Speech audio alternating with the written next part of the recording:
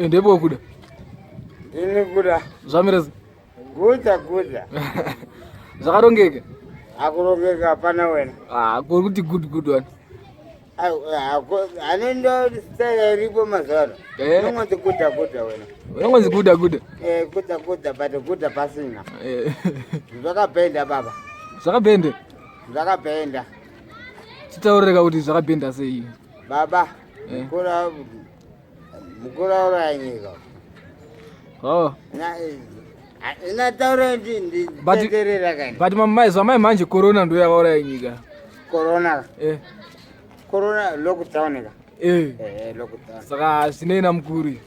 But lockdown but iwe kamutarise kuti lockdown yacho etloka zipi zvacho.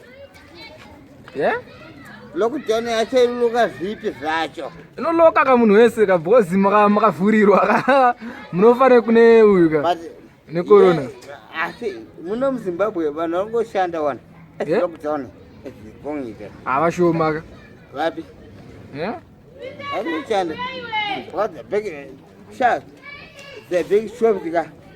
Big shops. Those zakata lockdown. Wow. Aya madigi. Aya. Varu kutreta. Varu kusevenza baba. Kumukuti chione curfew yakaiswa. Curfew ka. Unoziva kuti munhu kana riri gwara unoziva akarohwa nechipakara chegwara ndokuti gwara inongoti gwara kana richiita zvinhu zvarinoita ka unongotengawo chezvechigwarawo unongoita zvechigwara aambotakudzana asi kutaura munhu tati gwara inoita zvechigwara na 6 o'clock unofana wanga mbake. Ani? Iwewe? Nenyaya yei? Mndara. Ando zvakataura. Asi sorry ndokumbira kumbobvunza kuti solution yacho inenge iri yekuti chii? Kuti ndo medicine here. That's a medicine. Zvinoita kuti that's a medicine. Zvinoita kuti chirwere chaspread. That's not even it. Antiwe kusatoita corona yacho zvamai manje inyaya izvozve kuti wakavharirwa. Taura. Sha. Bare musika anditengesa imedza. Sha, I've got my table. Vanhu vauya vari 17 vakaungana kutenga kwandiri. Andi pane social distance. But vanhu 17 vada kutenga kwandiri.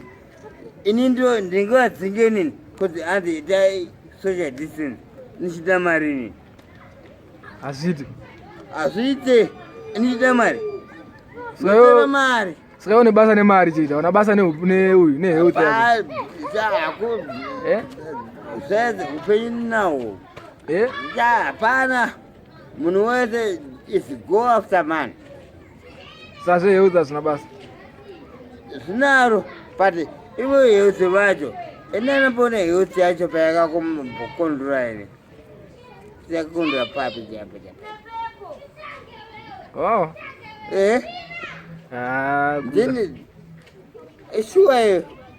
Ndo ignorance kati nchitaurai pasi. Ina si ignorance. Asi ignorance.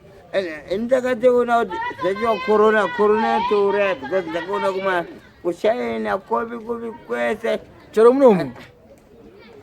Muno muri kuparadza futi. Kuno kune ma victims acho. Aibatwa nawo.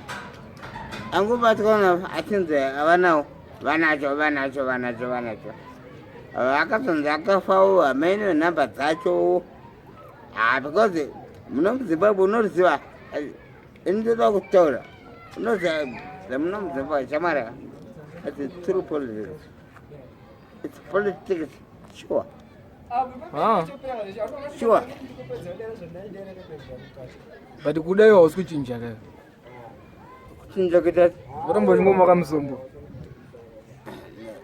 Kuchinjiswa nani? Sha, unochinjiswa. Chama as long as if ZANU-PF is on power, I thought there's no even change. A son is on power. Ayo ZANU-PF ine chekuita newe here. Aiwa. Handiyo unongodzirarama life yako uchingozviitira zvaunongochizviitira. Aiwa shamari. Inovhiringidza zvinhu. Iri kukuvhiringidze. Zvato unoziva. Ndandoota handakandoota zvinhu zvangu. Tabva kanzi asadiwa. Handakandoota ndakandohodha dove rangu. Ndakatotengesa dove rangu uko. Dove rangu rimwe racho ratorwa nekansoro. Kanzi hazvidiwe kutengeswa. Iyo iri kuita zvinhu zvisiri pamutemo. Handasi kubvumiswa. Saka iyo nharo saka unangoda kuti ndiite sei inini. Aiwa iyo kana zvanzi hazvisi kuitwa. Ndokorana kwangu kwacho. So why inini iwe unangoda kuti ndiite sei inini. Gara mumba. Inini mai. Gara mumba. Saka uda kuti tsvakirwa basa nani. Basa rei zvamai manje hatisombera zvekutsvaka mabasa. Aiwa but gara mumba. That's gara mumba. But boys vakomana inini ndiri pamahwani. Munhu anogona kundibatsira ungandibatsire wewe. Uri pamahwani? Sure. Ndakamubatsirwa. Mahwani ako ndiye kuita sei? Nyasitaura kuti mahwani ako akamira sei? Ona. Mahwani angu. Panapa haimari yechikafu chete. Inyaya yechikafu. Chikafu chete ndio chiri kungoshaika. Mari yechikafu. Asi mari yekutenga musombo iri kuwanika. Ichika musombo. Aiwa, kwete musombo. Usade musombo. Musombo kauri kumwa. Musombo ndoumwa. Kasaka upa mari iyo ndiutenga chikafu first kausitatu watenga musombo. Mari yekurodya. Ndakatorodza ndikatobhadhara mari. Ndopa ndikalobhadhara mari ipapo. Chimbosiyana nekahwawa kakabata pamu zvingaitira nani. Aka ndokakupedza mari yechikafu kahwawa yakaka. Wanda kuti kachika. Kachi? Mera. Imbatutu ya? Nibotenga anzani blangoza. Blangoza. Apa usisina phone akuda you are very careless. Blangoza. Blangoza. Mandukonga.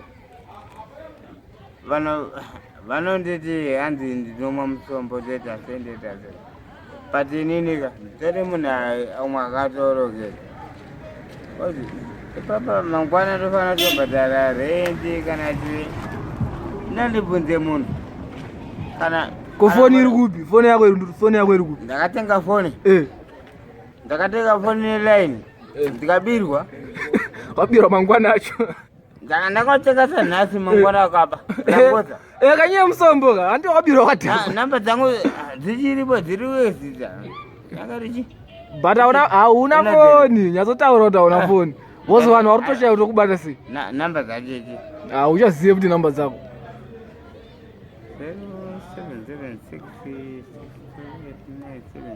776 wautoda zvokutofungidzira. Alright. Blangoza. Sorry mukoma. Pai pamakondo ndakadzakwa mukoma ngoza. Tati pamariro. Pana bhururu wedu akapondwa pai.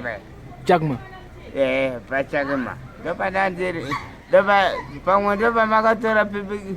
Pandakatora pikicha achidzi kuda kadzakwa chiri. Ndopanandiri baba.